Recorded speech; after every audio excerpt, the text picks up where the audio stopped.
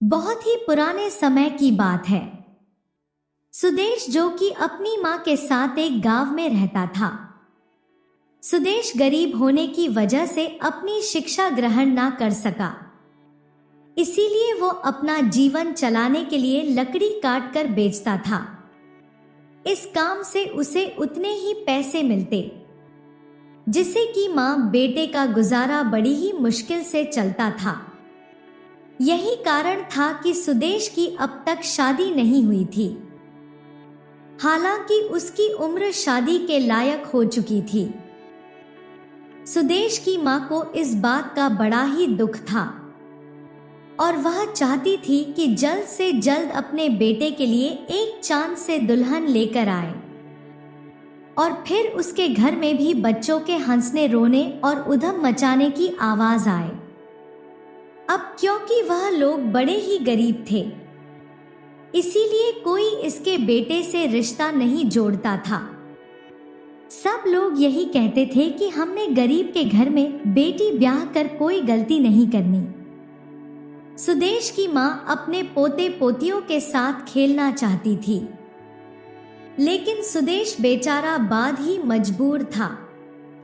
इतनी कड़ी मेहनत करने के बाद भी उसके पास इतने पैसे नहीं बचते थे जिससे कि वो अपनी शादी कर सके और अपनी माँ की इच्छा पूरी कर सके। दिन ऐसे ही गुजरते जा रहे थे। सुदेश की माँ इस दुख के कारण बीमार रहने लगी। माँ की ऐसी हालत देखकर सुदेश अक्सर परेशान रहने लगा। वह जहां पहले 3-4 रुपए की लकड़ी काट कर बेचता था, अब 2-2.5 रुपए पर आ गया था। काम करने में उसका बिल्कुल भी मन नहीं लगता था। जरा सी लकड़ी काट कर ही उसका मन हिम्मत हार जाता था और वह हाथ धर कर बैठ जाता। कहाँ वो तो पहले एक बड़ा सा लकड़ी अकेला ही सिर पर उठाकर ले आता था और कहाँ अब उसे सिर्फ एक छोटी सी लकड़ी उठना भी मुश्किल पड़ता था। जिन लोगों को वो लकड़ी बेचता, वो लोग अक्सर उससे पूछते, आजकल तुम बहुत ही कम लकड़ी लेकर आते हो। सुदेश जवाब में एक ही बात कहता, गरीबी ने मुझे जवानी में ही बुढ़ा कर दिया है, अब नहीं काटी जाती मुझे ये लकड़ी। मगर एक दिन ऐसा हुआ कि जब वो जंगल में लकड़ी काटने के लिए गया तो एक हिरन नजर आया जो जमीन पर गिरा हुआ बुरी तरह से तड़प रहा था। सुदेश दौड़कर जैसे ही उस हिरण के पास पहुंचा तो ये देखकर दंग रह गया कि इस हिरण की गर्दन में एक लंबा सा तीर चुभा हुआ था, जिसकी वजह से हिरण की गर्दन से बहुत ही खून निकल रहा था। सुदेश ने आव देखा ना ताव और जल्दी से वो तीर हिरण की गर्दन से निकाल दिया। इसके बाद सुदेश ने हिरण के जख्म पर एक कपड़ा बांध दिया। ऐसा करने से हिरण का खून निकलना बंद हो गया। वो हिरण मौत के मुंह में जाने से बच गया। इतनी ही देर में घोड़े पर बैठा हुआ एक शिकारी वहां पर आया, जिसे देखकर वो हिरण जख्मी हालत में ही खड़ा हुआ और तुरंत वहां से भाग निकला। इससे पहले कि वो शिकारी इस हिरण पर दूसरा तीर चलाता, वो हिरण झाड़ियां में गुम हो गया। शिकारी को बड़ा ही गुस्सा आया। वह अपने घोड़े से उतरा और उसने सुदेश की पिटाई कर दी। अपना गुस्सा निकलकर वो शिकारी वहां से चला गया। कुछ ही पलों के बाद हिरणों का एक पूरा झुंड सुदेश की तरफ आता हुआ दिखाई दिया।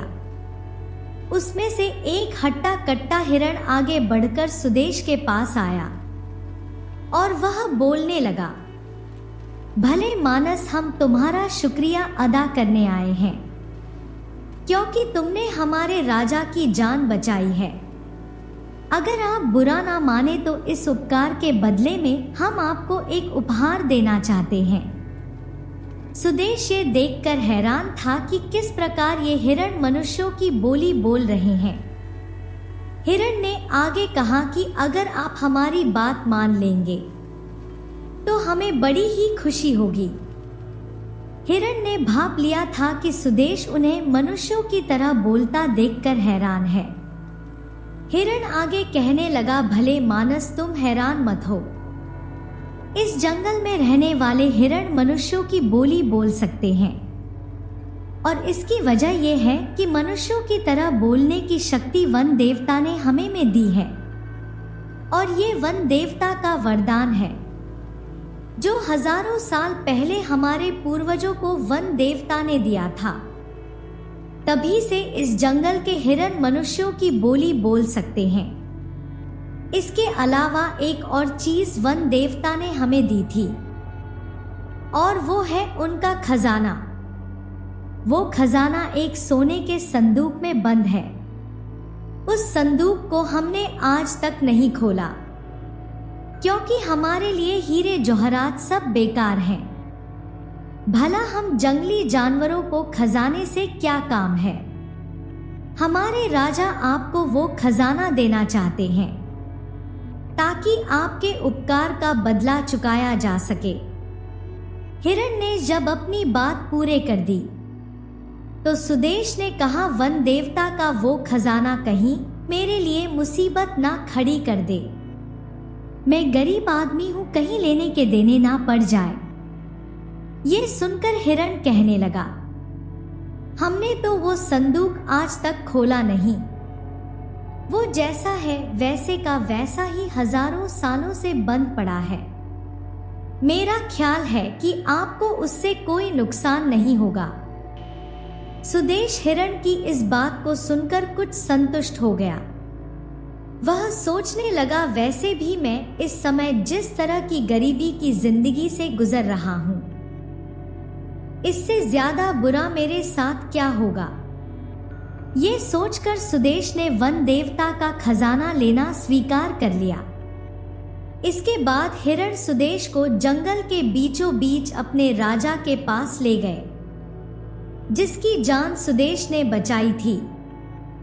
हिरण राजा ने पहले तो सुदेश को बहुत ही धन्यवाद किया, फिर दो बड़े बड़े हिरणों को उसके साथ जंगल के बीच में बने हुए एक तालाब की तरफ भेज दिया जिसके अंदर वह खजाने वाला संदूक पड़ा था।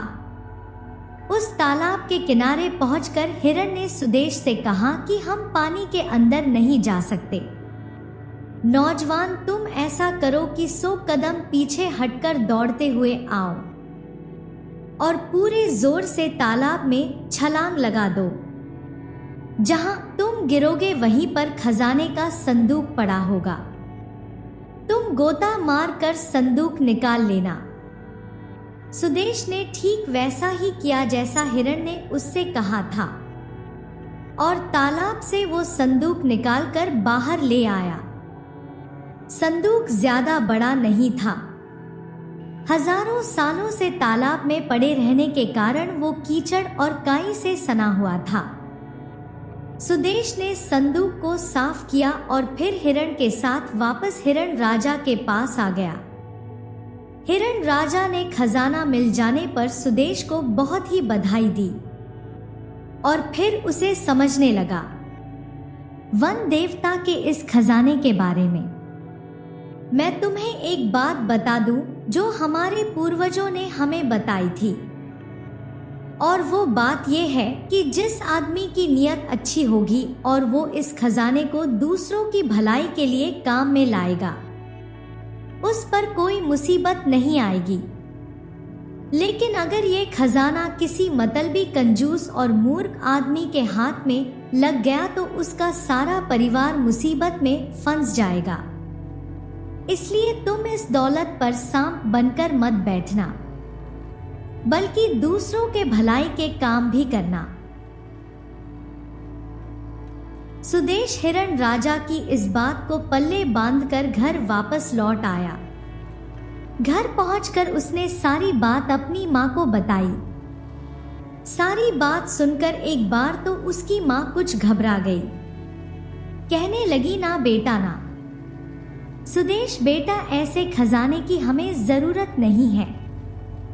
क्या पता खजाने को खोल लेने के बाद हम वो शर्तें पूरी ना कर सके जो हिरण राजा ने बताई है। इस संदूक में खुशियां नहीं बल्कि परेशानियां बंद है। हम लोग गरीब ही ठीक हैं। सुदेश अपनी माँ की बात सुनकर बहुत ही मायूस हो गया। सुदेश ने वो संदूक अपने ही घर में एक घास के ढेर के नीचे छुपा दिया। मगर रात के समय जब वो सोने के लिए लेटा तो दौलत का लालच उसे तंग करने लगा। घर में आए हुए खजाने को इस्तेमाल ना करना उसे मूर्खता लग रहा था। उसने अपने दिल को मजबूत किया और अपनी माँ की नजर बचाकर घास के ढेर के पास चला गया। उसने संदूक को बाहर निकाला और उसे खोलने की कोशिश करने लगा। काफी समय तक पानी में रहने के कारण संदूक की कुंडी खराब हो गई थी। जैसे ही कुंडी खुलने को हुई, सुदेश का दिल तेजी से धड़कने लगा। उसे यूं लगा मानो जैसे आसमान गरज रहा हो और जमीन हिल रही हो। सुदेश का सारा बदन पसीने से भीग गया। उसने जल्दी से संदूक को जमीन पर रखा और लंबे लंबे सांस लेने लगा। कुछ देर के बाद जब उसने अपने आप को कुछ संभाल लिया तो फिर अपने आप से कहने लगा कि मैं इस संदूक को बिल्कुल साफ नियत से खोल रहा हूं। मैं कसम लेता हूं कि इस संदूक में जो भी खजाना बंद है, मैं उसे दूसरे लोगों की भलाई के काम में भी खर्च करूंगा। मैं गरीबों को दान करूंगा, उन्हें खाना खिलाऊंगा, कुएं खुदवा लूंगा, दीन दुखियों और बड़े बुजुर्गों की सबसे ज्यादा मदद करूंगा। अगर मैं ऐसा ना कर सकूं तो जो भी सजा मुझे मिलेगी मुझे मंजूर है। ये बात दोहराकर उसने आंखें बंद की और संदूक का ढक्कन उठा दिया। ढक्कन उठाने की देर थी कि सारे घर में भीनी भीनी खुशबू फैल गई। पूरे घर में रोशनी ही रोशनी हो गई। सुदेश ने जब आंखें खोली तो उसके होशो हवास गुम हो चुके थे। उसकी आंखें फटी की फटी रह गई, क्योंकि संदूक में ऐसे हीरे मोती लाल जेवर भरे पड़े थे जिनसे ये चमकदार रोशनी के अलावा खुशबू भी फैल रही थी। सुदेश इस खजाने को पाकर खुशी से पागल हो गया था। वह जोर जोर से चिल्लाने लगा। सुदेश की मां ने जब उसके चिल्लाने की आवाज सुनी तो घबराकर उठ गई और सुदेश के नजदीक आकर पूछने लगी, सुदेश बेटा, क्या बात हो गई बेटा? तुम्हें क्या हुआ बेटा? सुदेश ने मां की बात का जवाब देने की बजाय उसके सामने खजाने वाला संदूक रख दिया, संदूक का ढक्कन उठा दिया। बस फिर क्या था, दोनों मां बेटे बहुत ही खुश हो गए। सुबह होते ही सुदेश ने इन मोतियों में से एक मोती लिया और दूर के एक बड़े नगर में जाकर उस मोती को बेच दिया। मोती बेचकर उसे इतना धन मिला कि जिसे संभालना भी मुश्किल था। सुदेश ने उसमें से काफी धन वही नगर में गरीब और जरूरतमंद लोगों में बांट दिया।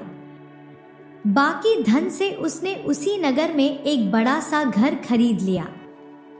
सुदेश अब अपने पुराने गांव में नहीं रहना चाहता था ताकि लोग उसे बिना वजह से तंग ना करें। उसे ये ना पूछे कि कल तक तो तू रोटी रोटी को मोहताज था, आज इतनी सारी दौलत कहां से आ गई। इसीलिए वह रात के अंधेरे में अपनी मां और सोने के संदूक को लेकर नए नगर में आ गया। नई नगर में अपना नया मकान देखकर उसकी मां फूली ना सुनाई। वह कभी इस कमरे में जाती तो कभी उस कमरे में जाती, साथ ही साथ ये कहती जाती कि अब देखती हूँ कि कौन अपनी बेटी का ब्याह मेरे बेटे के साथ नहीं करता। अब तो मैं किसी सेठ के घर ही अपने बेटे को ब्याह करवाऊंगी। सुदेश ने पहली बार अपनी माँ के चेहरे पर इतनी खुशी देखी थी। तो वह भी बहुत ही खुश था। अगले दिन उसने एक हीरा बेचकर उसमें से आधा धन गरीबों और जरूरतमंदों में बांट दिया और बाकी धन से वो अपने घर का सामान खरीद लाया। सुदेश के इस काम से पूरे नगर में उसकी धूम मच गई। लोग जगह जगह उसी के बारे में बातें करने लगे। शहर में एक नया सेठ आया है और वो गरीबों में धन बांटता है। इस खबर के फैलते ही शहर भर के गरीब और मजबूर लोग सुदेश के घर के आगे इकट्ठा हो गए। सुदेश इन लोगों को देखकर बिल्कुल भी नहीं घबराया, बल्कि उसने सभी लोगों को धन देकर उनकी मदद की। सभी लोग सुदेश की जय जयकार करने लगे। रात होते होते इस नगर के नगर सेठ धनराज तक भी ये बात पहुंच गई कि बाहर से कोई बहुत ही दौलतमंद नौजवान यहाँ पर आया है, जो अपने बाप दादा की कमाई उजाड़ रहा है। सेठ धनराज ने सोचा कि अगर ये नौजवान इसी तरह से गरीबों में धन बांटता रहा तो लोग मेरे बारे में क्या सोचेंगे। लोग तो मुझे कंजूस और धन का लालची समझेंगे। कोई ना कोई तरकीब लगाकर इस नौजवान का दिमाग ठीक करना होगा। इसीलिए सेठ अगले दिन सुदेश के घर में गया और सुदेश को समझने लगा कि बेटा जरा अकल से काम लो। इस तरह से दौलत लुटाते रहोगे तो कल को भूखे मरने की नौबत आ जाएगी। ऐसा मौका बार बार नहीं मिलता। जिन लोगों की गरीबी मिटाने के लिए तुम ये दौलत लूटा रहे हो, उन्हें कुदरत ने ही गरीब बनाया है। इसमें तुम्हारा कोई कसूर नहीं है।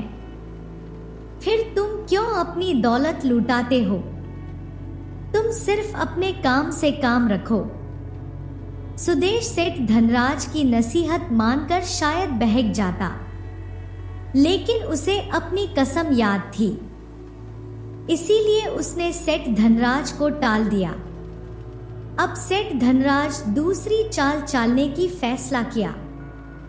अगले दिन वह सुदेश की मां से जाकर मिलता है और कहने लगा, बहन जी, मुझे आपकी लड़का बड़ा ही पसंद आया है, इसीलिए मैं उसे अपना दामाद बनाना चाहता हूं।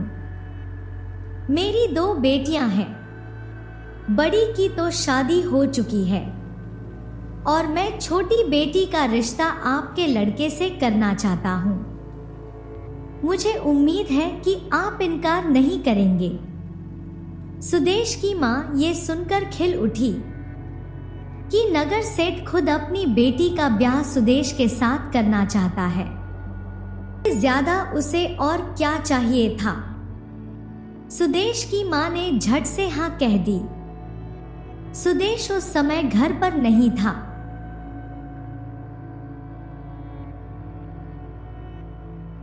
बाद में जब उसे इस बात का पता चला तो वह अपनी मां से लड़ने लगा। कहने लगा, मां, तूने नगर सेठ की बेटी के साथ रिश्ता क्यों स्वीकार कर लिया? अगर अमीर लोग अमीर लोगों में ही शादियां करते रहेंगे तो फिर गरीब लोगों के दिन कैसे बदलेंगे?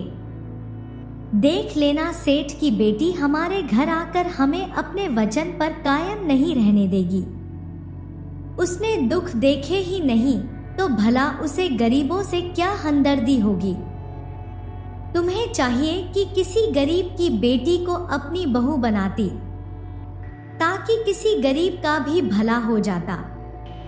लेकिन सुदेश की मां ने उसकी एक ना सुनी और कुछ ही दिनों के बाद वो सेठ धनराज की बेटी को ब्याह कर अपने घर ले आई। धनराज की बेटी का नाम सुलेखा था। सुलेखा को उसके पिता ने समझा बुझा कर भेजा था, इसीलिए उसने घर में आते ही सुदेश के द्वारा गरीबों को दिए जाने वाले दान पर एतराज करना शुरू कर दिया और उठते बैठते वह सुदेश को ठोकती रहती कि यह आपने क्या काम पकड़ रखा है? कहीं आप पाठशालाएं खुलवा रहे हैं, कहीं गरीब लड़कियों की शादियां करवा रहे हैं। कहीं गरीबों को खाना खिला रहे हैं। क्या आपको पता नहीं कि कल को आपके भी बच्चे होंगे? फिर आप क्या करेंगे? इसीलिए ये सारे काम बंद कर दीजिए और दौलत को बचा कर रखिए। सुदेश अपनी पत्नी की नुक्ताचीनी को एक कान से सुनकर दूसरे कान से निकाल देता और भलाई के कामों में वो दिन रात धन खर्च करता रहता। सुदेश के इन कामों की वजह से नगर में सेठ धनराज की अब बिल्कुल भी इज्जत ना रह गई थी। नगर के सारे लोग बस यही कहते थे कि सेठ धनराज अपनी दौलत पर सांप बनकर बैठा हुआ है। वह गरीब लोगों को लूटता है और उन पर एक पैसा भी खर्च नहीं करता।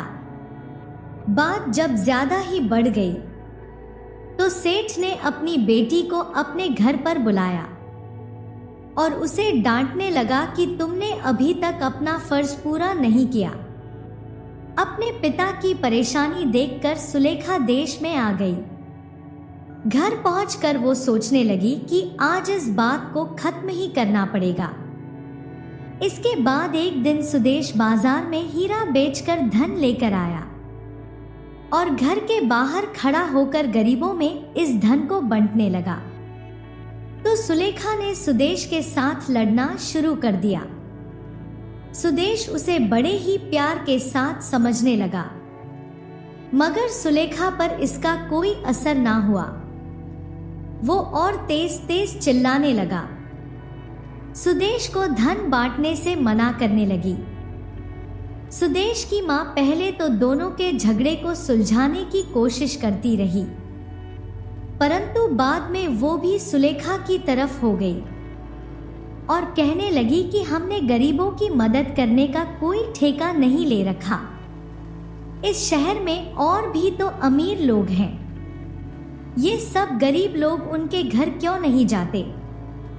सुदेश ने जब अपनी मां को भी सुलेखा की तरफ से बोलते देखा तो अपना सिर पकड़ लिया। भला दो औरतों से वो अकेला मुकाबला कैसे कर पाता? उस समय सुदेश वहां से चला गया। सुलेखा ने सोचा कि चलो वह अपने मकसद में कामयाब हो गई, परंतु ऐसा हुआ नहीं।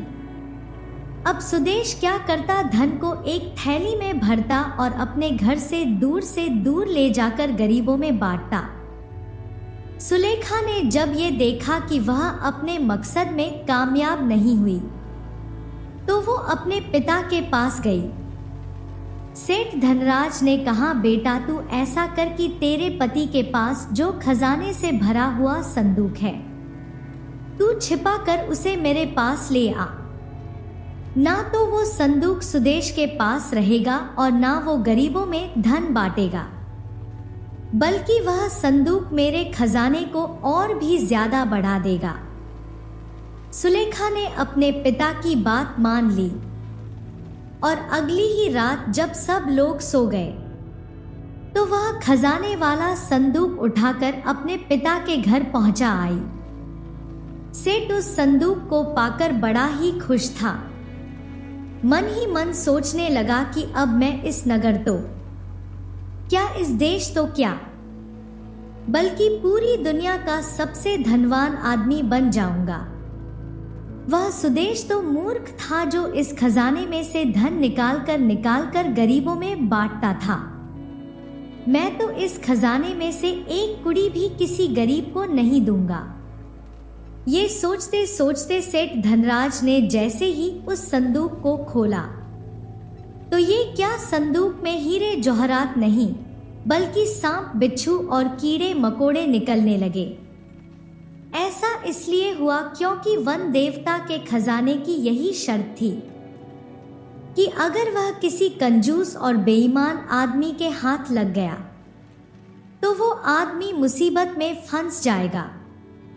इस तरह से सेठ धनराज भी मुसीबत में फंस गया। वह अपने घर से निकाला और सुदेश के घर की तरफ भागने लगा। जोर जोर से चिल्लाता जा रहा था, सुदेश बेटा मुझे बचाओ, मुझे इन सांप और बिच्छुओं से बचा लो। सुदेश के घर पहुंचकर उसने सारी सच्चाई सुदेश को बता दी। सारी बात जानकर सुदेश को अपनी पत्नी और ससुर पर बड़ा ही गुस्सा आया। इसके बाद सुदेश जब उस संदूक के पास पहुंचा तो संदूक से निकलने वाले सांप बिच्छू वापस संदूक में चले गए। सुदेश ने वह संदूक उठाया और वापस उसे अपने घर में ले आया। अब सुदेश ने मन ही मन में एक फैसला कर लिया था कि वो इस संदूक को वापस तालाब में फेंक आएगा। उसी दिन रात के समय जब सब लोग सो गए तो सुदेश ने संदूक उठाया और सबसे नजरें बचाते हुए संदूक वापस तालाब में फेंक दिया। अब किसी को भी ये मालूम नहीं था कि वो संदूक कहां पर गया। इसके बाद सुदेश के पास जो धन था उसने उस धन से अपना व्यापार शुरू किया। अपने व्यापार की कमाई में से जो भी मुनाफा होता उसमें से एक बड़ा हिस्सा वो गरीबों में बांट देता। इस घटना के बाद से कभी सेठ धनराज सुलेखा और सुदेश की मां ने सुदेश के काम में दखल नहीं दिया। भलाई के काम करते करते सुदेश का व्यापार भी दिन दुगना और रात चौगुना तरक्की करने लगा और अब सुदेश इस नगर का एक बहुत ही बड़ा सेठ था और साथ ही साथ वो गरीबों का दाता भी था।